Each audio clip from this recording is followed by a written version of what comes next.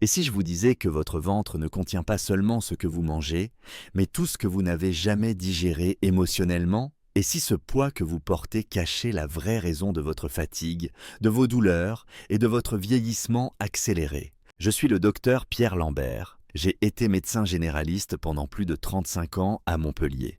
Aujourd'hui, je suis à la retraite, du moins officiellement. Car lorsqu'on a passé toute une vie à écouter les corps parler en silence, à observer les signes que personne ne voit, à sentir l'effondrement invisible qui se prépare dans le regard d'un patient, on ne raccroche jamais vraiment. Ce que je vais vous dire ce matin, je ne l'ai pas appris dans un manuel. Je l'ai appris dans la chair des gens, dans leurs fatigues incomprises, dans leur ventre tendu, douloureux, plein et pourtant vide de réponses. Je veux commencer cette vidéo par une vérité qui choque, mais que trop peu osent en formuler à voix haute.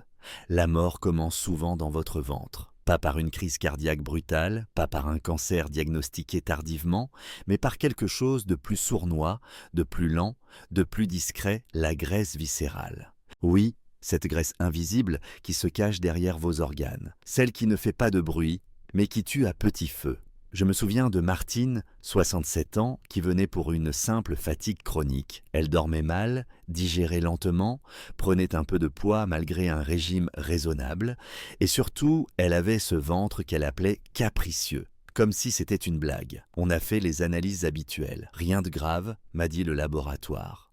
Et pourtant, moi je voyais. Ce ventre, c'était un signal, un appel au secours. À l'intérieur, ses organes suffoquaient. Son foie n'arrivait plus à filtrer, son pancréas luttait contre l'insuline, ses intestins étaient en état d'inflammation chronique. Elle ne le savait pas encore, mais sa santé était en train de basculer. Pas à cause de son âge, mais à cause de cette graisse silencieuse. Ce n'est pas un problème d'esthétique, ce n'est pas juste du poids qu'on porte. C'est une invasion lente, insidieuse. La graisse viscérale s'installe autour du foie, du cœur, des reins. Elle perturbe les hormones, elle déclenche des inflammations profondes, elle freine la circulation sanguine. Elle prépare le terrain pour des maladies qu'on croit naturelles, mais qui ne le sont pas. Hypertension, diabète de type 2, infarctus, AVC, perte de mémoire, dépression. Vous pensez que tout cela vient de l'âge? Détrompez-vous. J'ai vu des patients de 80 ans pleins d'énergie, et des gens de 50 ans en épuisés, écrasés par un ventre qu'ils ne comprennent pas. Ce qui rend cette graisse si dangereuse, c'est qu'elle est invisible. Elle ne pend pas sous la peau, elle ne se mesure pas avec un mètre de couturière. Elle se déploie à l'intérieur, en silence, pendant des mois, parfois des années, jusqu'à ce qu'il soit trop tard. Elle n'est pas liée à la paresse, ni à un excès de nourriture. Elle est liée à un dérèglement profond que l'on entretient sans le savoir. Une alimentation apparemment équilibrée, mais en réalité pro-inflammatoire. Un stress permanent qui devient normal. Un sommeil coupé en 1000 morceaux. Un foie saturé d'additifs, d'alcool, de médicaments. Et un intestin qui n'absorbe plus, qui crie mais qu'on ne sait plus écouter. Le pire, c'est que même les médecins passent à côté. On regarde le cholestérol, la tension, la glycémie, mais on oublie le ventre. Ce ventre qui concentre à lui seul notre système immunitaire, notre production hormonale, notre digestion, notre énergie vitale. Et lorsqu'il devient le centre de stockage de cette graisse empoisonnée, tout le reste s'effondre, petit à petit. Je vous le dis aujourd'hui, sans détour, ce n'est pas l'âge qui vous fatigue, c'est ce qui se passe dans votre ventre. Ce n'est pas la vieillesse qui vous ralentit. C'est ce poids intérieur, ce déséquilibre invisible que vous traînez sans le savoir. Mais la bonne nouvelle, c'est qu'il est encore temps. Tant que le souffle est là, tant que vous m'écoutez, il y a une issue. Dans cette vidéo, je vais vous révéler les 6 habitudes les plus courantes qui nourrissent cette graisse viscérale. Et surtout, je vais vous montrer comment inverser le processus. Pas avec des pilules miracles, mais avec des gestes simples, naturels, puissants. J'y mettrai tout ce que j'ai appris en 4 décennies d'exercice. Et croyez-moi, ce n'est pas une mode ni une tendance. C'est une urgence médicale. Mais avant de poursuivre, si ce message vous parle, si vous sentez que ce sujet est important, abonnez-vous à cette chaîne. Non pas pour flatter l'algorithme, mais pour nous permettre de continuer à diffuser ces vérités que trop de gens ignorent encore. Car plus nous serons nombreux à comprendre, plus nous pourrons changer les choses, ensemble. Et maintenant, je vous propose une première question. Elle est simple, mais elle mérite réflexion. Selon vous, qu'est-ce qui déclenche en premier la graisse viscérale? A. Le manque d'exercice physique. B. Un dérèglement hormonal silencieux causé par l'alimentation et le stress.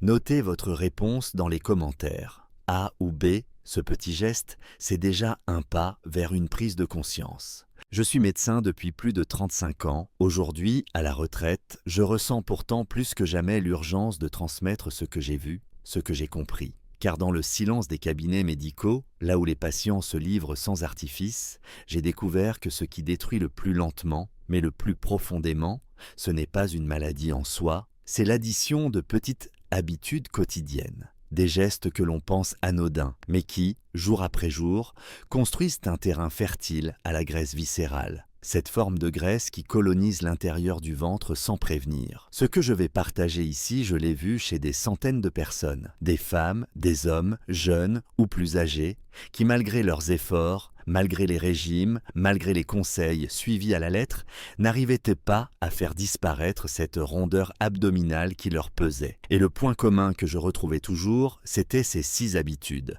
Invisibles, intégrées dans la vie moderne, mais terriblement efficaces pour entretenir l'accumulation de graisse autour des organes vitaux. La première, c'est une alimentation trop riche en glucides raffinés. Dans notre culture française, le pain est sacré. Les pâtes, les croissants, les desserts sucrés font partie de notre quotidien. Mais ce que beaucoup ignorent, c'est que ces glucides, surtout lorsqu'ils sont consommés en excès et hors d'un cadre alimentaire équilibré, se transforment en glucose, puis en triglycérides, puis en graisse. Pas dans les cuisses, pas dans les bras, mais dans le foie, le pancréas, autour du cœur. C'est un stockage intérieur, silencieux, mais redoutable. Et plus on consomme de ces aliments, plus l'insuline s'emballe. Et avec elle, la capacité du corps à brûler de la graisse s'effondre. La seconde habitude, encore plus insidieuse, c'est la consommation régulière d'alcool et de boissons sucrées. J'ai connu un patient, Paul, 59 ans, ancien cadre supérieur, qui buvait juste un verre de vin le soir. Et pourtant, son foie était surchargé, ses enzymes hépatiques en alerte, et son ventre ne cessait de gonfler. L'alcool, aussi modéré soit-il, est prioritairement métabolisé par le foie, au détriment des autres fonctions. Et tant que le foie s'occupe d'éliminer l'alcool, il ne traite plus efficacement les graisses. Quant aux boissons sucrées, y compris les jus de fruits dits naturels, ils sont souvent de véritables bombes à fructose. Et le fructose, lorsqu'il est isolé et consommé en grande quantité, est l'un des facteurs les plus puissants de stockage de graisse abdominale. Troisième habitude destructrice. Le manque de sommeil réparateur. Ce sujet est souvent banalisé, presque moqué. On dit qu'il suffit de dormir quand on a le temps, mais la réalité biologique est tout autre. Le sommeil profond est le moment où l'hormone de croissance est sécrétée, celle-là même qui stimule la dégradation des graisses. Sans sommeil de qualité, cette hormone diminue drastiquement. Et à l'inverse, le cortisol, l'hormone du stress, augmente.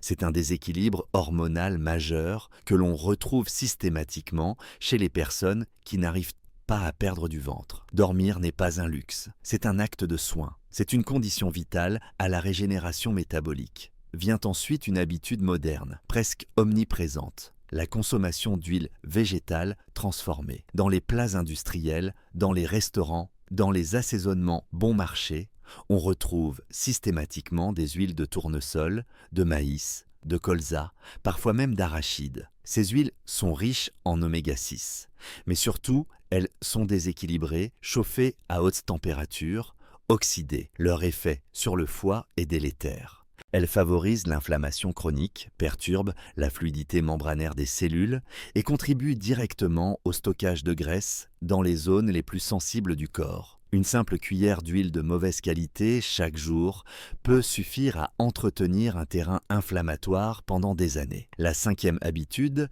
est plus psychologique, mais ses effets sont physiologiques. Le stress chronique. J'ai vu des personnes parfaitement disciplinées sur le plan alimentaire, qui dormaient correctement, faisaient un peu de sport, mais dont la silhouette restait figée, comme bloquée. Le dénominateur commun, une vie sous tension. conflits familiaux, solitude, peur de vieillir, charge mentale continue. Le stress active l'axe cortico-surrénalien et avec lui, une libération continue de cortisol. Ce cortisol, lorsqu'il est présent en excès et en continu, devient l'ennemi numéro 1 de la combustion des graisses. Il encourage le stockage abdominal, même sans excès calorique. Il brouille les signaux de faim et de satiété.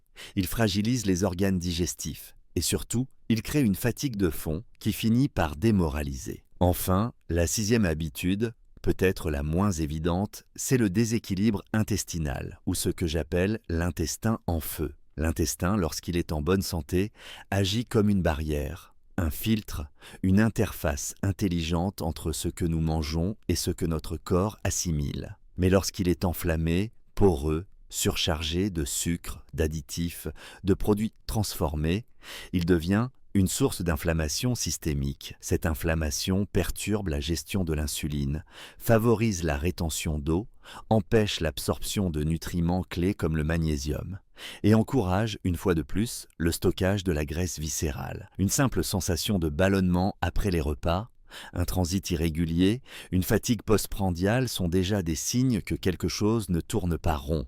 Voilà les 6 habitudes que j'ai identifiées, année après année, comme des freins puissants à la perte de graisse abdominale. Ce ne sont pas des fautes, ce ne sont pas des manques de volonté, ce sont des conséquences logiques d'un mode de vie qui s'est éloigné des lois naturelles du corps humain. Et le plus important, c'est que chacune de ces habitudes peut être corrigée. Pas du jour au lendemain, mais avec conscience, avec régularité, avec bienveillance.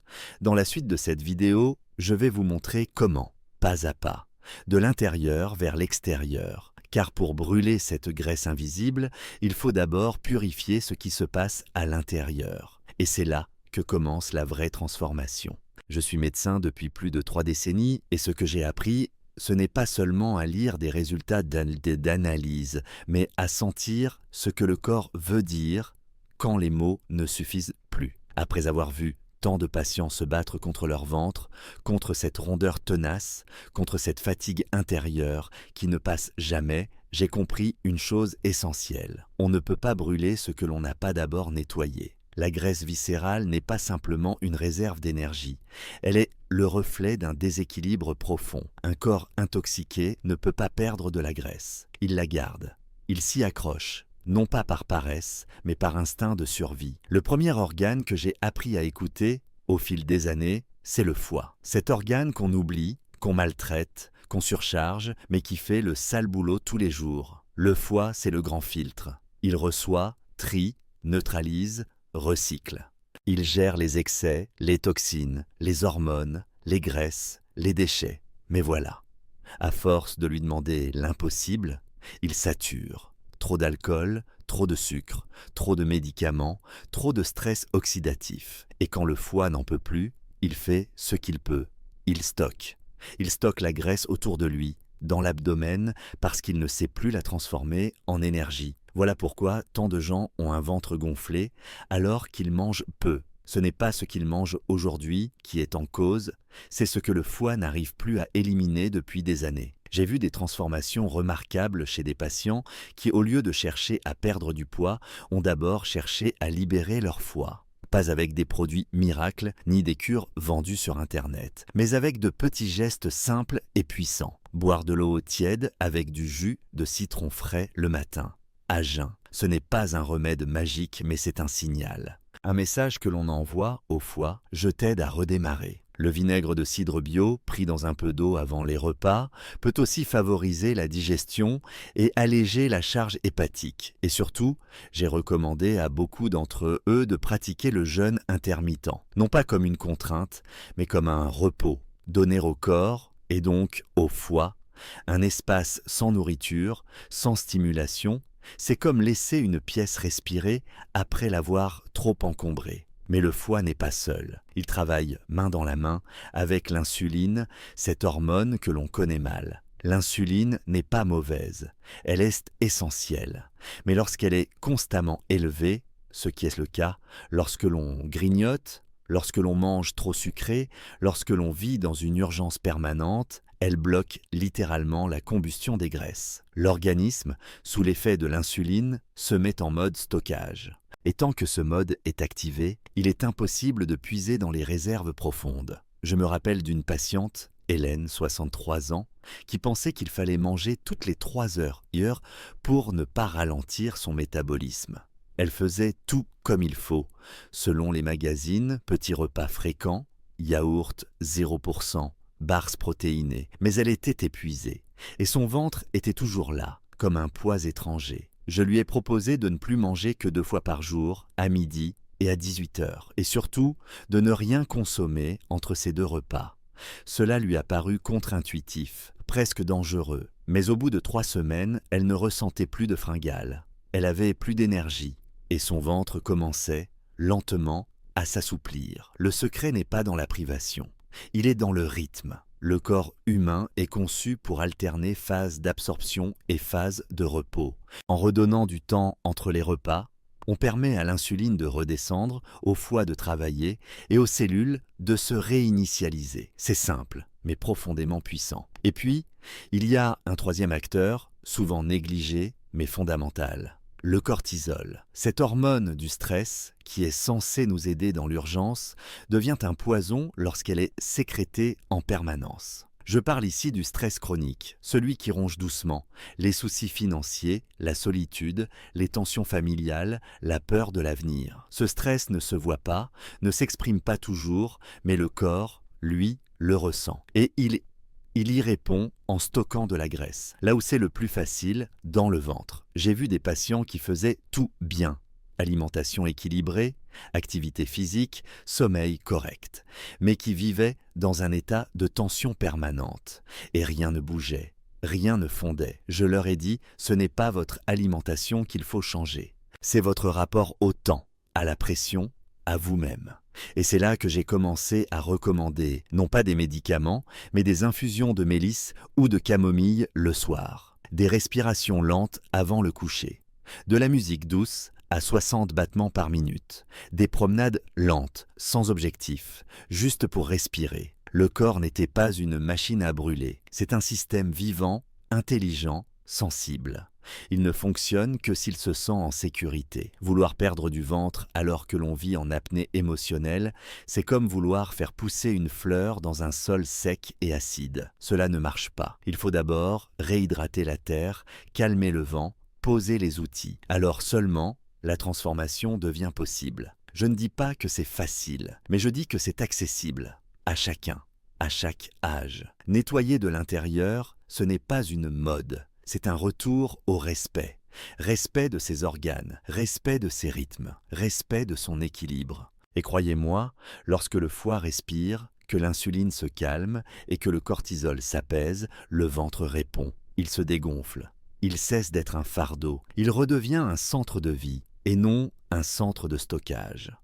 Dans la suite, je vous parlerai de ce que j'appelle l'allumage du feu métabolique. Car une fois le corps nettoyé, il faut le remettre en mouvement, en douceur, avec intelligence. Ce sera la prochaine étape. Mais pour l'instant, posez-vous cette question. Mon corps brûle-t-il de la graisse ou garde-t-il encore des blessures à apaiser? C'est là que commence la vraie guérison. Je suis médecin et je le resterai jusqu'à mon dernier souffle, même si je n'exerce plus officiellement. Car lorsque l'on a passé une vie à comprendre comment le corps réagit, comment il résiste, comment il souffre ou comment il guérit, on n'arrive plus à regarder les gens sans voir ce qui se joue à l'intérieur. Ce que je vais vous dire maintenant est essentiel, peut-être même plus que tout ce que nous avons vu jusqu'ici. Car une fois que le corps est nettoyé, une fois que le foie, l'insuline et le système nerveux ont retrouvé une certaine clarté, il ne suffit pas d'attendre que la graisse s'en aille. Il faut lui montrer le chemin. Il faut relancer le feu intérieur, cette capacité qu'a le corps à brûler ce qui n'a plus lieu d'être. Et pour cela, il faut savoir rallumer le métabolisme. Le métabolisme, c'est ce grand moteur silencieux. Il travaille en arrière-plan, jour et nuit. C'est lui qui décide si votre corps utilise l'énergie ou la stocke. Et j'ai appris que chez beaucoup de personnes, ce moteur tourne au ralenti. Pas par paresse, pas par fatalité, mais parce qu'on l'a peu à peu étouffé. Trop de repos, trop peu de mouvement, trop de nourriture vide, trop de routine. Et un moteur qu'on laisse s'endormir devient un poids mort. Pour réveiller ce feu, j'ai toujours proposé d'abord de petits gestes simples. Un verre de thé vert chaque matin, par exemple. Non pas pour la caféine, mais pour les catéchines, ces antioxydants qui soutiennent la combustion des graisses. Ce n'est pas un remède miracle, mais une main tendue au métabolisme. Une invitation douce à se remettre en marche. J'ai aussi vu les effets surprenants d'un peu de piquant dans l'alimentation. Le piment de Cayenne, le gingembre, la cannelle, ces épices, si elles sont bien tolérées, réchauffent littéralement le corps. Elles augmentent la thermogenèse, ce processus par lequel le corps génère de la chaleur et donc consomme davantage d'énergie.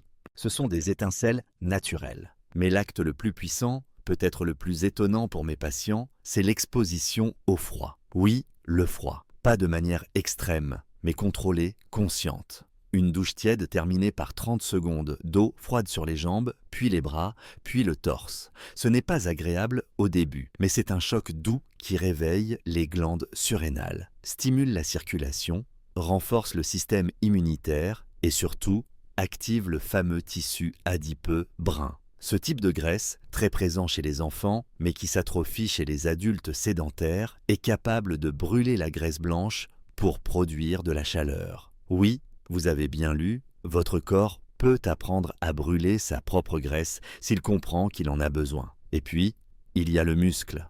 Ah, le muscle, trop souvent associé à la performance, à la jeunesse, au culte du corps. Mais en réalité, le muscle est un organe vital. C'est une réserve de force, de mobilité, de chaleur, mais aussi un régulateur métabolique de premier ordre. Plus vous avez de masse musculaire, plus votre métabolisme de base est élevé. Cela signifie que même au repos, votre corps consomme plus d'énergie. Et c'est précisément ce qu'il faut pour contrer la graisse viscérale. Je me souviens de Gérard, 72 ans, ancien menuisier, qui me disait « Je suis trop vieux pour soulever des poids, docteur ». Je lui ai répondu « Vous n'avez pas besoin de soulever des haltères, vous avez besoin de soulever votre propre vie. » On a commencé ensemble par des exercices tout simples. Se lever d'une chaise sans les mains, faire quelques pas en tenant un mur, porter 2 bouteilles d'eau dans le salon. Et au bout de 2 mois, Gérard marchait plus droit, dormait mieux et surtout avait retrouvé confiance en son corps. La graisse ne s'était pas évaporée d'un coup, mais le feu était rallumé. Je ne vous dis pas d'aller à la salle de sport. Je vous dis de réveiller vos muscles. 10 minutes par jour suffisent. Quelques mouvements bien choisis, faits avec intention, peuvent transformer votre biologie. Non pas par la force, mais par la cohérence. Car le corps comprend les habitudes, pas les exploits isolés. Enfin, il faut parler de la faim. Car lorsque l'on remet en route le métabolisme, l'appétit change aussi. Et il faut savoir l'écouter, mais aussi l'orienter. Trop de gens mangent sans se nourrir. Et trop d'autres se privent toutes en ayant faim en permanence. Le secret réside dans la qualité des protéines. Ce sont elles qui rassasient, qui soutiennent la masse musculaire, qui stabilisent la glycémie. J'ai toujours conseillé de choisir des sources nobles. Des œufs de plein air, du poisson gras comme les sardines ou le maquereau, du poulet élevé en liberté, et des graines comme celles de courge ou de chanvre. Ces aliments ne sont pas seulement riches en protéines, ils sont riches en vie. Et surtout, évitez les pièges modernes. Les barres protéinées ultra transformées, les poudres pleines d'additifs, les substituts sans âme. Le foie n'en veut pas, les intestins en souffrent et le corps ne sait qu'en faire. Revenir au simple, au vrai, au vivant, c'est là que se trouve la clé. Tout cela, je ne l'ai pas lu dans un article scientifique, je l'ai vu, je l'ai ressenti, je l'ai guidé, année après année, avec des hommes et des femmes qui pensaient avoir tout essayé, mais qui n'avaient pas encore compris qu'il fallait allumer le feu, doucement, mais profondément. Ce feu-là, ce n'est pas une flamme de jeunesse, c'est un feu de vie, et tant qu'il brûle, même un peu, tout est encore possible. Alors posez-vous cette question. Est-ce ce que je vis avec un corps qui brûle, qui vit, qui circule, ou avec un corps qui stocke, qui stagne, qui s'éteint? La réponse, c'est vous seul qui l'avez. Mais je suis là pour vous rappeler qu'il n'est jamais trop tard pour rallumer la mèche. Je suis médecin depuis plus de 35 ans et je vous parle aujourd'hui non pas en tant qu'expert, mais en tant qu'homme qui a vu le corps humain dans sa vérité la plus nue, la plus fragile, la plus belle aussi. J'ai vu des hommes pleurer parce qu'ils ne reconnaissaient plus leur propre reflet dans la glace.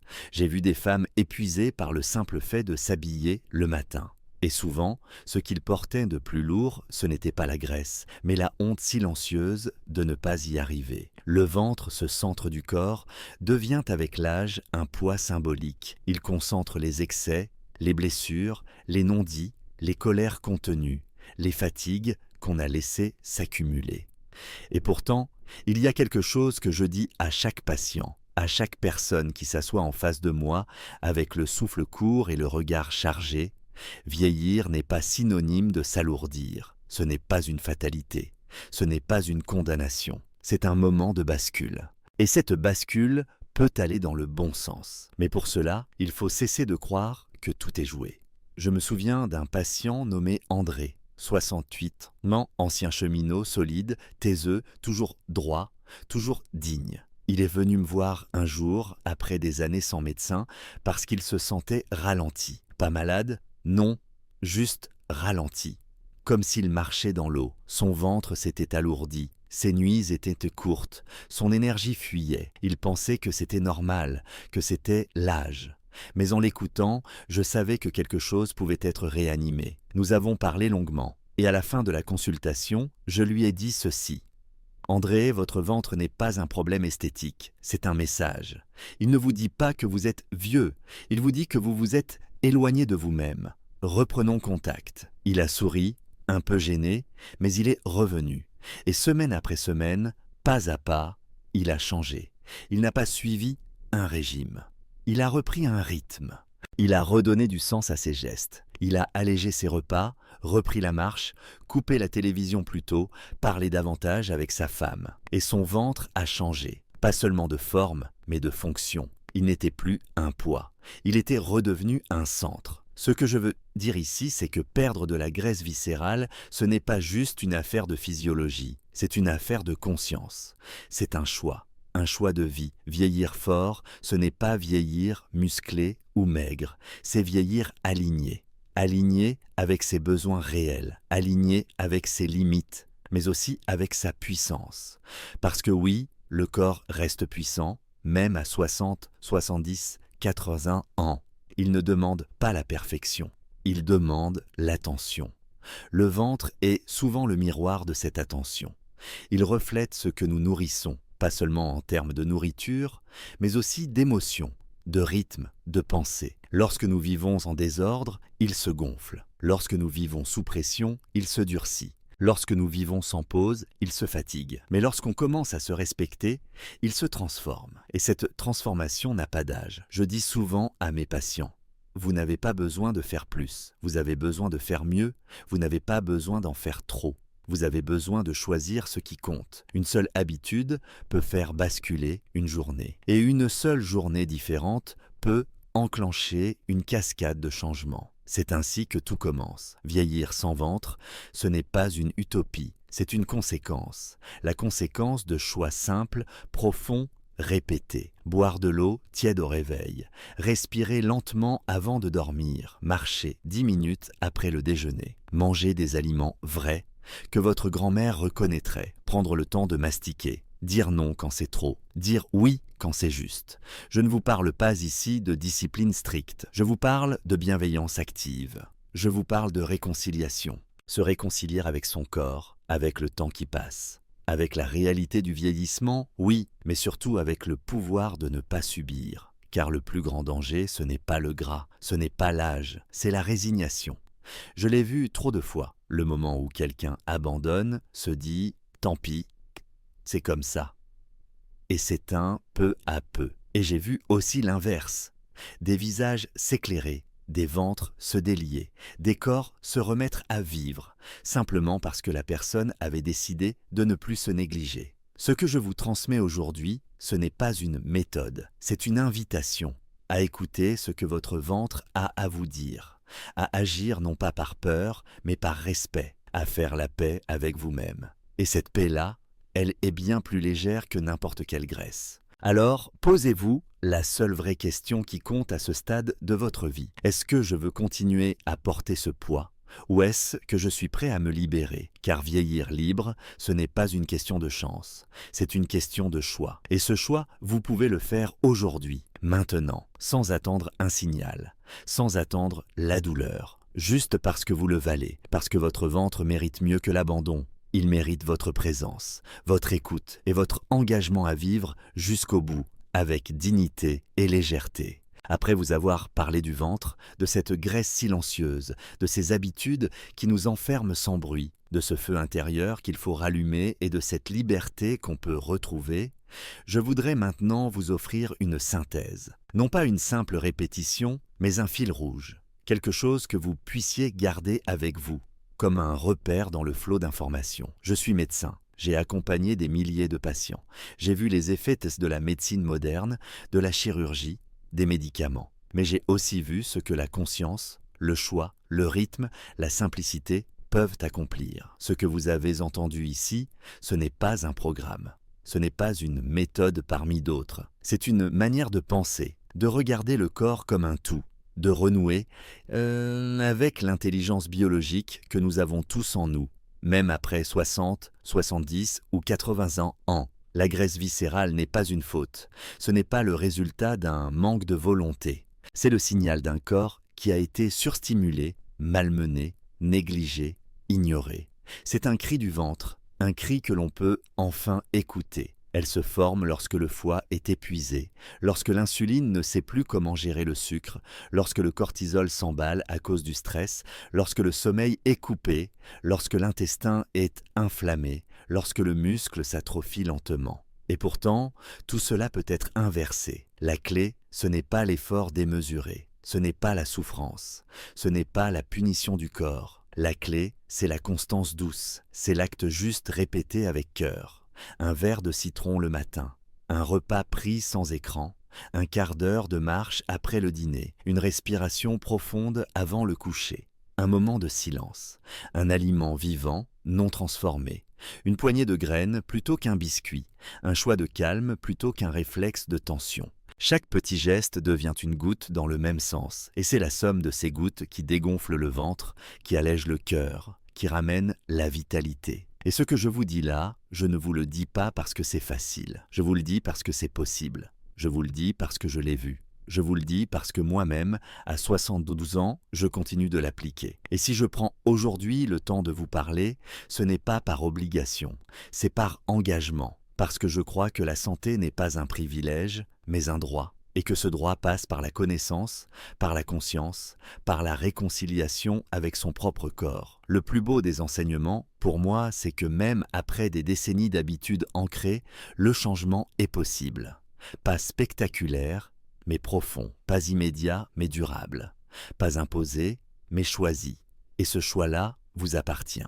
Il commence par un regard, une prise de conscience, une envie d'être là, pour soi, pour ses proches, pour vieillir fort, pas juste en âge, mais en autonomie, en clarté, en légèreté. Ce n'est jamais trop tard pour reprendre le pouvoir sur son propre corps. Même si la graisse s'est installée depuis des années, même si le ventre est lourd, même si l'on pense que le temps est passé, le corps est prêt à changer. Il suffit d'en prendre soin chaque jour, avec amour, avec patience et avec respect. Quelle est, selon vous, parmi les petites habitudes proposées, celle qui vous semble la plus facile à mettre en place dès demain? A. Boire un verre d'eau tiède citronnée au réveil. B.